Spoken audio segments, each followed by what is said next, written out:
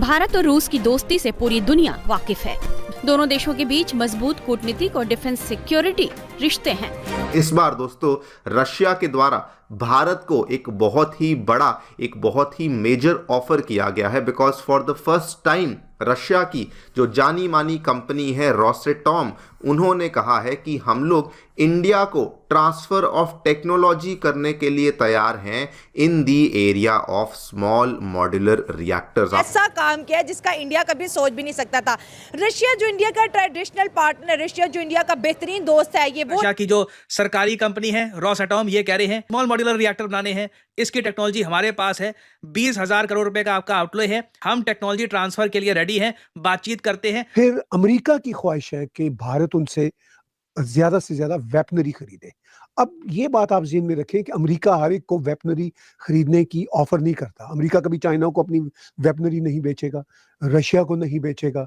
America उनको ही अपनी weaponry बेचता है, जैसे अरब कंट्रीज हैं या अब इंडिया है, जिनसे अमेरिका को कोई इनसिक्योरिटी नहीं होती। भारत और रशिया के बीच में जो SU-57 की डील हो सकती है, रशिया कॉन्स्टेंटली पिच कर रहा है इंडिया को कि आप F-35 फाइटर जेट ना परचेज करें, आप रशियन मेड SU-57 परचेज करें। साथ ही साथ देखो, रशिया ने बताया जा रहा है इंडिया को एक बहुत बड़ा ऑफर दिया है कि स्मॉल मॉड्यूलर रिएक्टर, इसको लेकर बजट में आपने एक आउटले बना दिया है 20,000 करोड़ का, हम आपको स्मॉल मॉड्यूलर रिएक्टर की टेक्नोलॉजी देंगे। दूसरा उन्होंने कहा कि परमानेंटली ओनरशिप, मुस्तकिल ओनरशिप, और यहाँ पे जो है वो पीपल ऑफ द वर्ल्ड आएंगे जो बोलते हैं मेन फ्रेम सिस्टम सब से वाकिफ है। Everything is fine provided Russia guarantee करे कि आप वो जो अगर कॉन्ट्रैक्ट उसको मिले। नमस्कार दोस्तों, जय हिंद। ये तो सभी जानते हैं कि भारत को न्यूक्लियर एनर्जी के सेक्टर में लीडर बनाने के पीछे रशिया का बहुत बड़ा हाथ रहा है और शुरू से ही रशिया ने अपनी लेटेस्ट टेक्नोलॉजी, लेटेस्ट रिएक्टर के साथ हमें भारत में न्यूक्लियर रिएक्टर सेटअप करने में बहुत ज्यादा मदद करी है। लेकिन इस बार फिर रशिया ने भारत को एक बहुत बड़ा ऑफर दे दिया है भारत के न्यूक्लियर एनर्जी सेक्टर में। पहली बार रशिया की जानी मानी कंपनी रोसाटॉम ने भारत को एक बहुत बड़ा ऑफर दिया है और कहा है कि हम लोग इंडिया को स्मॉल मॉड्यूलर रिएक्टर की टेक्नोलॉजी ट्रांसफर करने को तैयार है ताकि Bharat small modular reactor energy Bharat में खुद बनाना शुरू कर दे। ये ऑफर तब आया है जब हाल ही में फाइनेंस मिनिस्टर निर्मला सीतारमण जी ने भारत का यूनियन बजट पेश किया था, जिसमें 20,000 करोड़ रुपए अलॉट किया था स्मॉल मॉड्यूलर रिएक्टर एनर्जी में इन्वेस्ट करने के लिए। स्मॉल मॉड्यूलर रिएक्टर की कैपेसिटी 300 मेगावाट होती है और इस रिएक्टर को कहीं भी ट्रांसफर करके उसे असेंबल किया जा सकता है जरूरत पड़ने पे। वीडियो शुरू करने से पहले अगर आपने हमारे चैनल को सब्सक्राइब नहीं किया है तो प्लीज हमारे चैनल को सब्सक्राइब करें। आइए हम पूरी वीडियो देखते हैं। बेंगलुरु में होने वाले एरो शो की, जिसमें सुखोई 57 और 5th जनरेशन एयरक्राफ्ट जो F-35 है वो आने वाला है। अब इस पे सवाल ये उठता है कि आखिर हमें इन दोनों में से कौन सा एयरक्राफ्ट हमें लेना चाहिए, जो फाइटर एयरक्राफ्ट है जिस पर अक्सर चर्चा होती रहती है। और साथ ही हम बात करेंगे भारत के AMCA प्रोग्राम की कि आखिर उसका क्या बना। कुछ दिनों से हमने देखा है कि चाइना ने 6th जनरेशन फाइटर एयरक्राफ्ट बना लिया, ठीक है जी, पाकिस्तान जो J-35 है उनका 5th जनरेशन फाइटर एयरक्राफ्ट वो खरीदने वाला है। पाकिस्तान के फाइटर पायलट्स चाइना में जाके 6 महीने से ट्रेनिंग ले रहे हैं। 5th जनरेशन फाइटर एयरक्राफ्ट का जो असेंबली लाइन प्रोडक्शन है पाकिस्तान टर्की के साथ चालू करने वाला है, ठीक है। और यहाँ पे हमने देखा है कि भारत को अराउंड 42 स्क्वाड्रंस और फाइटर एयरक्राफ्ट चाहिए to handle the threat from both Pakistan and China. और अभी तो बांग्लादेश भी ऐड हो गया है, ठीक है। तो उसके हिसाब से मिलिट्री एक्सपर्ट बोल रहे हैं हमें 50 स्क्वाड्रन की जरूरत है। 50 स्क्वाड्रन का मतलब एक स्क्वाड्रन में 18 प्लेन होते हैं, तो 900 प्लेन जरूरी है। और भारत के पास आज 31 स्क्वाड्रन है। बट अब बात आ रही है कि भारत को 5th जनरेशन फाइटर एयरक्राफ्ट लेने की बहुत जरूरत है जी। क्या ले? सुखोई 57 ले, F-35 ले, या हमारा AMCA प्रोग्राम क्या करें हम, ठीक है। और एरो शो भी आने वाला है, तो हम एरो शो होल्ड करते हैं, उसका क्या फायदा? तो एक तरह से एक चीज होता है कि इस एरो शो में जितने भी हमारी फ्रेंडली कंट्रीज हैं वो अपने एयरक्राफ्ट भेजते हैं डेमोन्स्ट्रेशन के लिए, ठीक है। और एक तरह से यहाँ पे लोगों को, डोमेस्टिक इंडस्ट्री को एक तरह से आइडिया मिलता है कि क्या क्या हम अपग्रेडेशन कर सकते हैं। अभी आता हूं F-35 के बारे में।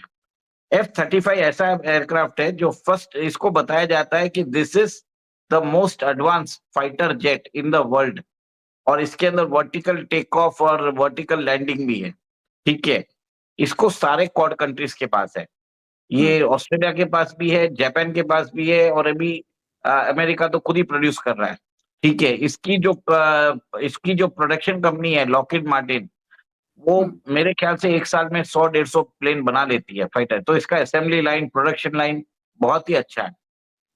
बट अब देखते हैं इसको क्यों नहीं लेना, क्योंकि बहुत सारे जो अमेरिकन प्लेन्स आते हैं तो वो कंडीशंस के साथ आते हैं। वो बोलते हैं कि आप जहां पे इसको रखोगे आपको हमें कंडीशनल हमको एक्सेस देना पड़ेगा। आप इसके अंदर क्या कर रहे हो, टिंकरिंग कर रहे हो कि नहीं कर रहे हो, और वो डिसाइड करेंगे कि अगर हमको ये aircraft real life war situation में कभी हमको जरूरत पड़ गई यूज करने की, तो हमें इनकी परमिशन लेने की जरूरत है। तो इंडियन एयरफोर्स बोल रही है कि ये हमारे ऑपरेशनल सॉवरेनिटी के ऊपर एक खतरा है, तो इंडियन एयरफोर्स अभी मना कर रही है। ठीक है, और फिर भी ट्रम्प ने बोला भी है कि इंडिया को कि आप मिलिट्री इक्विपमेंट्स हमसे लीजिए।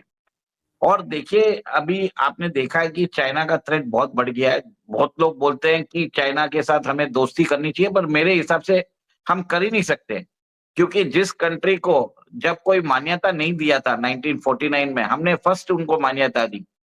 यूएन सिक्योरिटी काउंसिल की सीट हमें ऑफर की गई थी, बट हमने उनको दी। उसके बावजूद चाइना ने हमसे धोखा किया, दगाबाजी की। उस हिसाब से देखा जाए तो अमेरिका बहुत सही है। ठीक है, मैं ये नहीं बोलता हूँ ज्यादा सही है, उस हिसाब से तो अमेरिका ने हमको बचाया भी है ना। 1962 में जब चाइना के अगेंस्ट हमारा वॉर चल रहा था, तब अमेरिका ने एक तरह से थ्रेटन भी किया था कि अगर आप और ज्यादा करोगे तो हमको घुसना पड़ेगा। उस समय सोवियत यूनियन ने आपकी सपोर्ट नहीं की थी। तो फ्यूचर में भी आप सोच लीजिए, अगर बाय चांस कोई कॉन्फ्लिक्ट आता है तो सोवियत यूनियन आपकी सपोर्ट में नहीं आएगा, और मोस्ट लाइकली उस समय हमें अमेरिका का सपोर्ट ही लेना पड़ेगा। तो अगर आज हम पाकिस्तान को अपना थ्रेट ना माने, क्योंकि मैं तो मानता भी नहीं हूं, ओके, और हमें हमारा रियल थ्रेट चाइना है, क्योंकि चाइना ही एक ऐसा कंट्री है जो पाकिस्तान को एम्पावर करता है। ठीक है, पर अमेरिका में भी दो चीजें हैं। अमेरिका में अगर रिपब्लिकन है तो हम ले सकते हैं, और अगर अमेरिका में अगर डेमोक्रेट्स है तो उनका प्रॉब्लम है, क्योंकि पॉलिसी चेंजेस आ जाता है। और हमें ये भी मालूम है कि अगर इन केस प्रॉब्लम होता है चाइना के साथ, तो रशिया हमारा सपोर्ट नहीं करेगा। तो एक चीज है कि मेरा ये मानना है कि सुकोई 57 एक्सेप्शनली बेस्ट प्लेन होगा, उसके दाम भी कम है। भारत के जो इंजीनियर्स है सुकोई के, जो बोलते हैं मेन फ्रेम सिस्टम, सब से वाकिफ है। Everything is fine provided Russia guarantee करे कि आप वो जो अगर कॉन्ट्रैक्ट उसको मिले तो वो उसको पूरा करेगा, अगर नहीं है तो उसका पेनल्टी क्लॉज क्या है। 13 फरवरी को प्रॉबेबली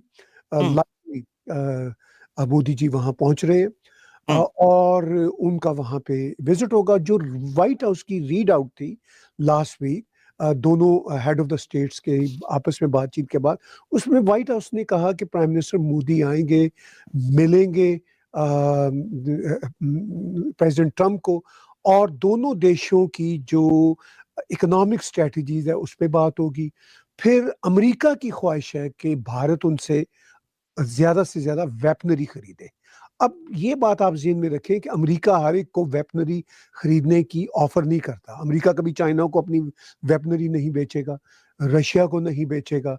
अमेरिका उनको ही अपनी वेपनरी बेचता है, जैसे अरब कंट्रीज़ हैं या अब इंडिया है, जिनसे अमेरिका को कोई इनसिक्योरिटी नहीं होती। ये एक बहुत इंपॉर्टेंट बात है।